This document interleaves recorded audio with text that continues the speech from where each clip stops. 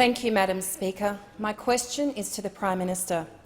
Will the Prime Minister update the House on the government's plan to grow a stronger economy and create jobs in the light of the announcement by Qantas today?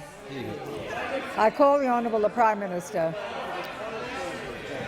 Well, Madam Speaker, The member for Gellibrand.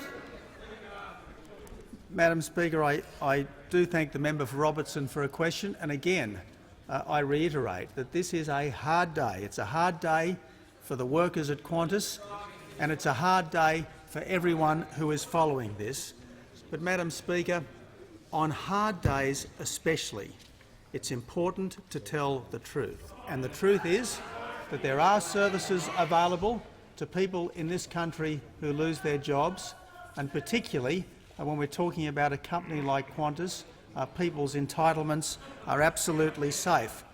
But another important truth, Madam Speaker, is that governments don't save businesses. What saves businesses is the management and the staff working together to make the future better than the past. It isn't government's job to run businesses. It's government's job to get the fundamentals right. Because, Madam Speaker, and the member for Moreton is warned. As this government understands in the marrow of its bones, it's not government that creates jobs. It's profitable businesses that create jobs. It's not government that creates wealth. It's profitable businesses that create wealth. And, Madam Speaker, government's job is to make it easier for those businesses to flourish. Now, our plan for a stronger economy with more jobs, it starts with abolishing the carbon tax, because let's not forget that the carbon tax is a $9 billion a year tax on jobs, and, Madam Speaker, it's a $106 million a year tax on Qantas. It continues with scrapping the mining tax, which has done so much to reduce investment in our country. It goes on with cutting red tape, and we're committed to a $1 billion red tape cost saving for the businesses of Australia. We're also committed to try to ensure that the rule of law operates in all of our workplaces through restoring the Australian Building and Construction Commission, and that, Madam Speaker, in a previous incarnation was responsible for $6 billion worth of productivity improvements. We will, Madam Speaker, create 1 million new jobs within 5 years. We will create 2 million new jobs within a decade. Madam Speaker, the challenge of government,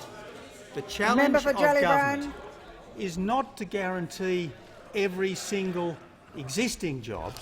The challenge of government is to ensure that there are new and better jobs available to the workers of Australia when they want them and when they need them.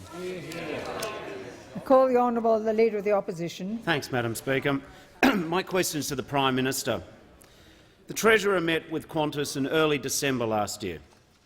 A massive profit write-down was announced by Qantas on the 6th of December last year.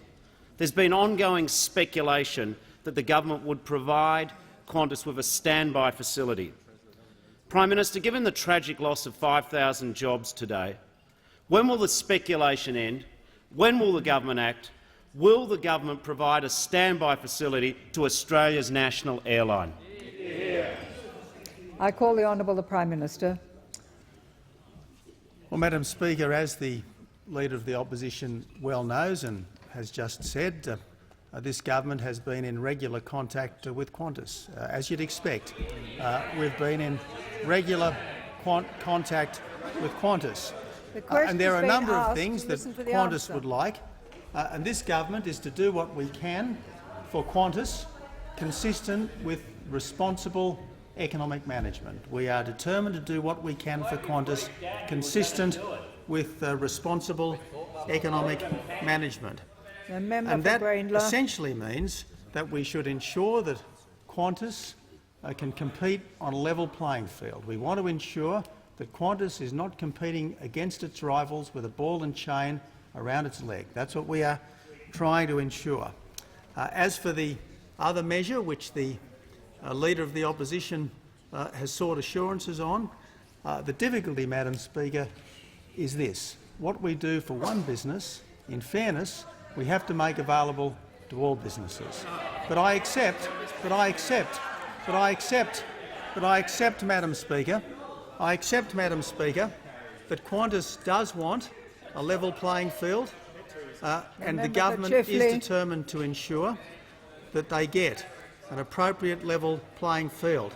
So, in that sense at least, Qantas does need this government's help. Qantas does need this government's help, but it needs the parliament's help. In fact, it needs the opposition's help too. It needs the opposition's help too. And I say to the Leader of the Opposition, join with me in helping Qantas by scrapping the carbon tax, by repealing the sale. The Prime Minister will resume his seat. On a point of order, the manager of opposition business. It is not open to the Prime Minister to be speculating on opposition policy. That is not a point of order, and indeed it's an abuse of the standing orders. The member will resume his seat. The Prime Minister has the call. Or has he completed his answer? I call the honourable member for Rye.